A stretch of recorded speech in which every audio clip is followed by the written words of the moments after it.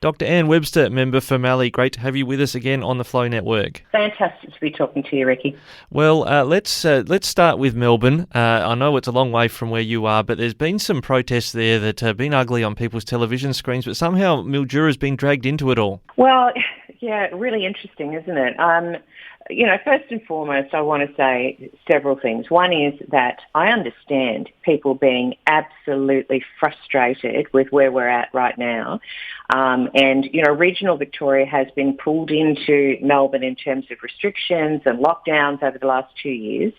And it wears very, very thin. We have businesses going belly up. We have livelihoods lost.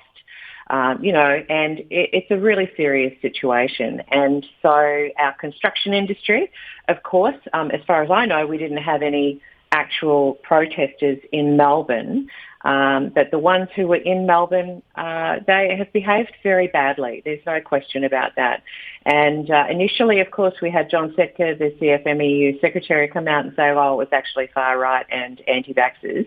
I'm sure that there were a proportion of those in the crowd, but there were also construction workers or labourers, which he then came out and said, any of those people who were in that protest will no longer work for the industry and they can go pick fruit in Mildura or somewhere. Oh. It was a shocking throwaway line that denigrates the value and the importance and the high standard that we have in the production of horticulture and agriculture in our region. So it was very insulting. That sort of comment sort of makes it sound like it's Siberia out there. We're just going to deport them to work in the labour camps.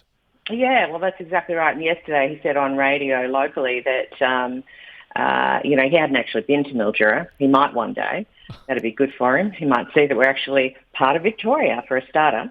And then he apologised if anyone had taken his comments out of context. I mean, it was the most rubbishy apology I have heard. Yeah, it's a sort of outrage marketing, isn't it? You get yourself in the headlines, you do the apology the next day, but it's, the damage is done when it comes to reputation with those sorts of comments. Well, and then throws it to other people if he's taken an insult to what he said. No, you made those comments, mate.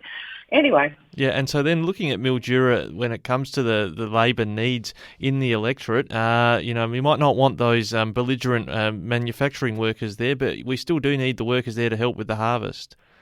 Look, there is no question. As you know, we've been working very hard on the Ag Visa. The Nationals have brought the Ag Visa into being, which is fantastic and starts on the 30th of September next week.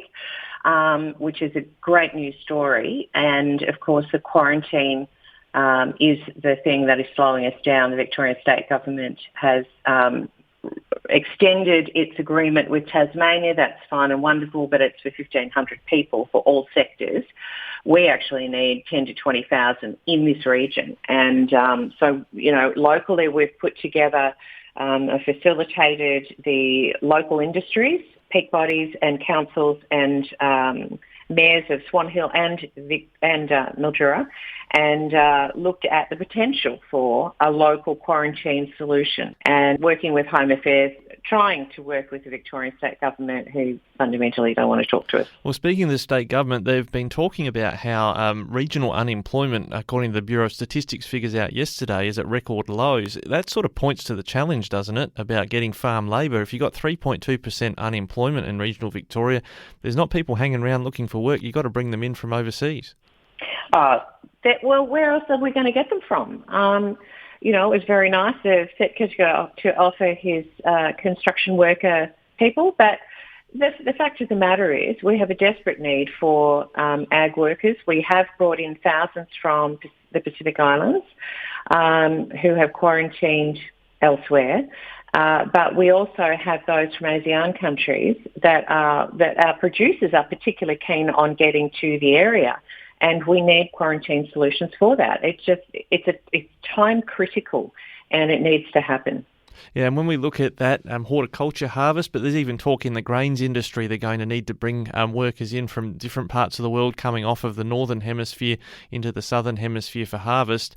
These agricultural production figures, you've talked earlier in the week about how positive they are, what ABARES is projecting.